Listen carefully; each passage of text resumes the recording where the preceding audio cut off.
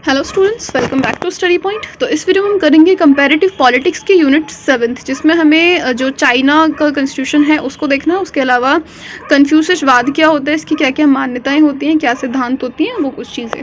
तो शुरू करते हैं। कन्फ्यूशियसवाद क्या होता है? इसको कन्फ्यूशी या कन्फ्यूशियसवाद भी कई जगह पर लिखा होगा, एक व्यक्ति का नाम है ये।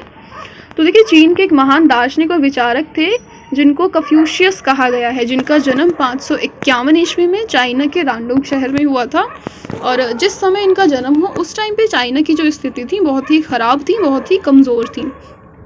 कन्फ्यूशियस के विचारों और कार्यों की बात करें तो देखिए, चीन की जो क्षीण शक्ति थी उस दौरान कन्फ्यूशियस ने एक दार्शनिक, राजनीतिक और नैतिक विचारों को जन्म दिया, जिससे चीन के लोग काफ़ी ज़्यादा प्रभावित हुए।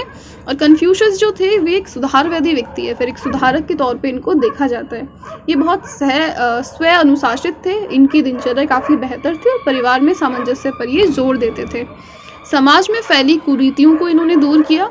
इनका मानना था कि दयालुता का बदला दयालुता से लेना चाहिए और न्याय दिया जाना चाहिए चोट के बदले। मतलब यदि कोई क्राइम हुआ है तो उसके बदले आपको क्राइम नहीं करना है, उल्टा उस क्राइम के लिए न्याय की व्यवस्था होनी चाहिए।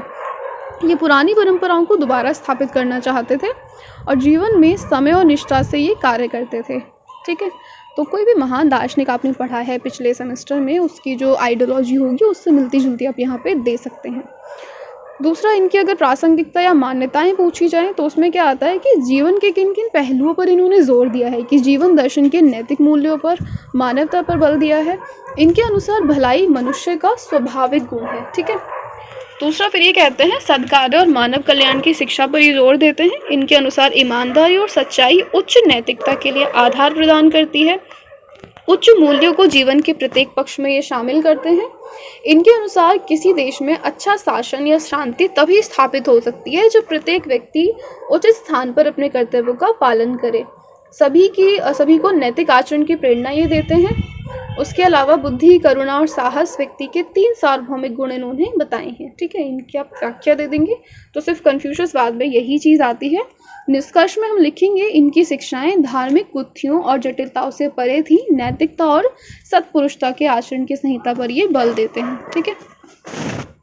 दूसरा क्वेश्चन इससे बन सकता है, चीनी जनवादी गणराज्य का संवैधानिक और ऐतिहासिक इतिहास क्या है?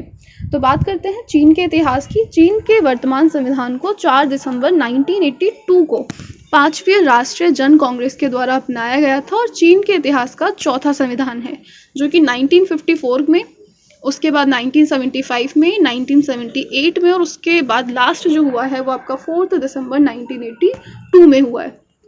अब इसकी विशेषताएं क्या क्या हैं जो मोस्टली आपसे पूछी जा सकती हैं। अलग अलग देशों के संविधान में आपसे समानताएं, विभिन्नताएं आ सकती हैं। तो सबसे पहली चीज़ तो यहाँ का संविधान काफ़ी छोटा है।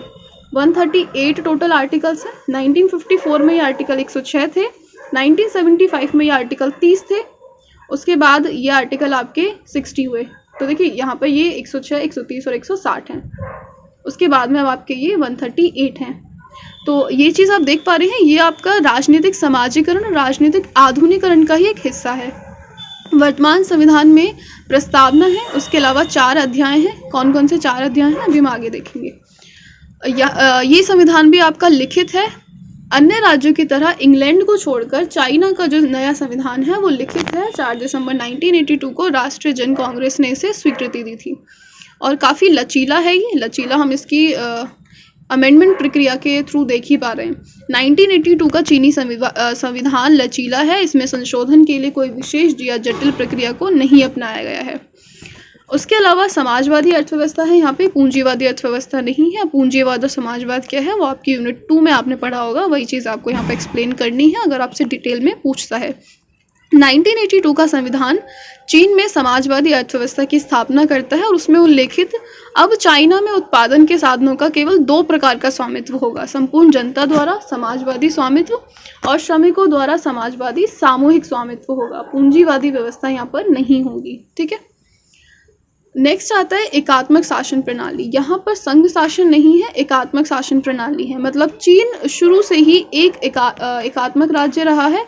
1982 के संविधान के अंतर्गत भी यहाँ पर एकात्मक शासन प्रणाली रखी गई और इस संविधान की प्रस्तावना में भी कहा गया कि जो चीन जनवादी गणराज्य है वो एक एकात्मक राज्य होगा और एकात्मक शासन के अंतर्गत समस्त देश की शासन एक ही स्थान से संचालित होगी। इसी टाइप से इसमें माओवादी भी एक आइडियोलॉजी दी गई है, वो भी आप देख कर जाइएगा।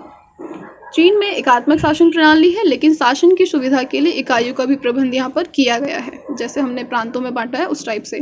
प्रांत, स्वायत्त प्रदेश और केंद्र सरकार के प्रत्यक्ष अधीन नगर पालिकाएं भी हैं। जिलों और स्वायत्त जिलों को उपनगरों और राष्ट्रीय उपनगरों और कस्बों में भी विभाजित किया गया है। बेशक शासन प्रणाली एकात्मक है, लेकिन उसमें आपके काफ़ी सारे डिविजन्स भी किए गए हैं। अब नागरिकों के मौलिक अधिकार भी यहाँ पर हैं। अध्याय 2 में आर्टिकल 33 से लेकर 56 तक है। कानूनी समता का अधिकार है, आर्थिक अधिकार है, राजनीतिक अधिकार है, व्यक्तिगत स्वतंत्रताएं हैं। अब आप जानते हैं व्यक्तिगत स्वतंत्रताएं क्या होती हैं, कानूनी अधिकार क्या होते हैं, राजनीतिक अधिकार क्या होते हैं। इन्हीं को आप एक्सप्लेन कर देंगे जब आप आंसर लॉन्ग में लिखेंगे, ठीक है। अब नागरिकों के कर्तव्य आपसे पूछे जाएं तो वही जो आपने अपने यहाँ पे पढ़े हैं मौलिक कर्तव्य वही है सेम, कि संविधान का आपको पालन करना है, कानून का पालन करना है, आपको समय से अपने